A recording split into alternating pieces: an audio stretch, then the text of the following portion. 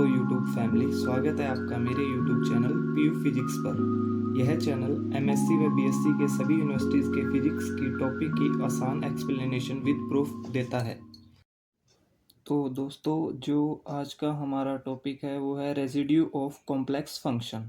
ठीक है, तो रेजिड्यू ऑफ कॉम्प्लेक्स फंक्शन क्या होता है देखते हैं आप। Residue of complex function a function F Z which analytic in circle which centre is a.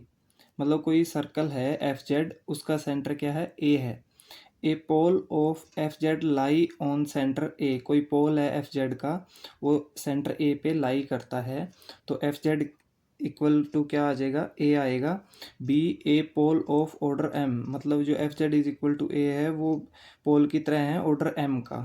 ठीक है, तो एफ जेड क्या रहेगा अपना इक्वल टू, देखो ये क्या आ जाएगी, लॉरेंट थ्योरम मानी जाएगी। देखो F Z is equal to summation N is equal to zero infinitive A N Z minus A plus summation N is equal to one infinitive B N Z minus A की power minus N. Equation number first, ये Laurent theorem आपने ने लिख ली। ठीक है, तो अभी अपने को क्या निकालना है, रेजिड्यू निकालना है। तो residue at pole is the value of B one. B one का जो रेजिड्यू निकालना है, तो residue at Z is equal to A, मतलब Z is equal to A क्या है, रेजिड्यू है, क्योंकि ए सेंटर है। तो एक अपने ऊपर पढ़ा था कि A pole of F Z lie on centre A. ठीक है, तो उसी के बिहाफ पे क्या मान लिया, residue at Z is equal to A. ठीक है, तो लिमिट जेड टू जेड से क्या हो जाएगी, ए हो जाएगी। तो क्या आ जाएगी, लिमिटेशन जेड ए तक Z minus A F Z at simple pole for single point. तो ये सिंगल पॉइंट के लिए क्या रहेगा, ये अपना रेजिड्यू रहेगा। ठीक है, तो residue of pole of order N, N order के लिए अपना रेजिड्यू क्या रहेगा दोस्तों, one upon N minus one factorial D की power N minus one upon D Z की power N minus one Z minus A की power N F Z Z is equal to A. Z को किसके equal माना है अपन ने, ए के equal माना है। ये फॉर रेजिड्यू है फॉर ऑर्डर एन के लिए।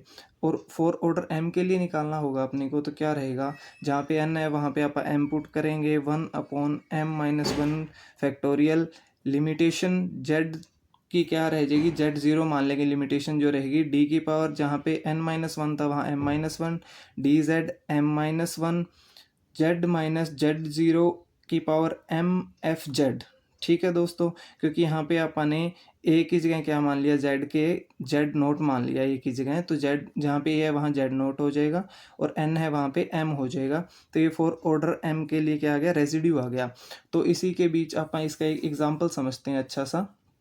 देखिए, determine the pole of the function F Z is equal to Z square upon Z minus one का square Z plus two at each point at each pole residue. इसका residue भी निकालना है और इसके पोल भी निकालने हैं अपने को। तो देखो पोल का मैंने बताया आपको पहले भी कि जो अपने को टर्म दी गई है उसका जो डिटर्मिनेट है वो ले लेंगे, आप डिटर्मिनेशन लेंगे। तो जेड माइनस वन की पावर टू इंटू में जेड प्लस टू, ये डिटर्मिनेशन है। इसमें क्या रहेगा, देखो Z is equal to one आ जाएगा पोल, क्योंकि ये माइनस का है तो इधर आके प्लस का वन हो जाएगा।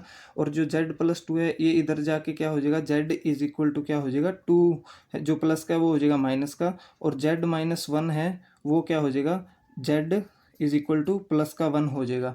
तो ये पोल्स आ गए जेड वन और जेड माइनस टू। अब देखो ये ऑर्डर कैसे निकालना है, जितनी पावर होती है उसको ऑर्डर माना जाता है। तो जेड इसकी पावर कितनी है, टू है, तो ऑर्डर कितना आ गया, टू। और इसकी पावर क्या है, वन है, तो इसका ऑर्डर क्या हो गया, वन।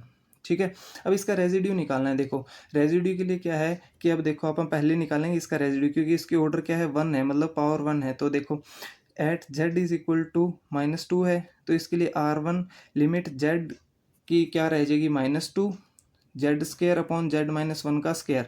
इसमें क्या रहेगा, देखो आप माइनस इस टर्म के लिए निकाल रहे हैं, इस टर्म के लिए निकाल रहे हैं, तो ये टर्म के लिए ये इतनी वैल्यू आप एफ जेड की यहाँ से ले लेंगे, Z square upon Z minus one का स्केयर। तो जेड की जगह आप माइनस टू पुट कर देंगे, तो माइनस टू पुट करेंगे तो माइनस टू का स्केयर क्या रहे, यहाँ पे माइनस टू का स्केयर क्या रह जाएगा, फोर। और यहाँ पे माइनस टू माइनस वन यहाँ कितना रह गया, माइनस थ्री का स्केयर कितना गया, नो। तो अपने लिए जेड माइनस टू के लिए रेजिड्यू क्या आ जाएगा, फोर अपॉन नाइन। ठीक है, अब at Z is equal to one के लिए निकालना है, तो आर टू मान लेते हैं उसको। आर टू के लिए क्या रहेगा, लिमिटेशन जेड की वैल्यू क्या आ जाएगी, वन, क्योंकि अब आप किसके लिए निकाल रहे हैं, इसके लिए निकाल रहे हैं, Z is equal to one के लिए। बट इसका ऑर्डर क्या है, टू है, ऑर्डर 2 है तो इसके लिए क्या रह जाएगा, इसके लिए आप ऑर्डर m वाला जो फॉर्मूला है, ये जो और फॉर ऑर्डर m के लिए वाला फॉर्मूला है, ये आप यूज़ करेंगे यहाँ पे। तो क्योंकि इसमें क्या है कि इसमें जो ऑर्डर है वो 2 है, ठीक है। तो इसके लिए क्या रहेगा, देखो अपना limitation z1 d upon D Z square upon z+2, इसमें क्या रहेंगे, ये वाली टर्म लेंगे क्योंकि आप इसके लिए निकाल रहे हैं, तो ये वाली टर्म इतनी ले लेंगे जो बच गई, Z square upon z+2 is equal to, अब z की जगह क्या पुट कर देंगे, 1 पुट करेंगे आप एक तरीके से, पहले इसका डिफ्रेंशिएशन करेंगे फिर इसकी जगह 1 पुट करेंगे, तो डिफ्रेंशिएशन करेंगे तो देखो क्या रहेगा, z+2 2z minus Z square upon z+2 का स्केयर, ठीक है। ये इसका डिफ्रेंशिएशन होके ये टर्म बन जाएगी। अब इसकी जगह क्या करेंगे, आप 1 पुट करेंगे वैल्यू के अंदर, ठीक है। 1 वैल्यू के अंदर पुट करेंगे तो अपना क्या रह जाएगा, जैसे यहाँ पे 1 पुट करेंगे तो ये आ जाएगा 3, यहाँ पे 1 पुट करें 2, 6 आ गया, टोटल 6 आ गया, तो 6 माइनस 1 5, और यहाँ पे 1 पुट करेंगे तो 3 हो गया टोटल, 3 का स्क्वायर क्या हो जाएगा 9, तो 5/9 क्या आ गया, इसका रेजिड्यू आ गया z=1 के लिए, ऑर्डर जिसका क्या है 2 है। थैंक यू दोस्तों। अगर कोई भी इस टॉपिक को लेके आपका डाउट है, कोई भी क्वेश्चन है, तो आप मेरे कमेंट सेक्शन के अंदर मेंशन कर सकते हैं।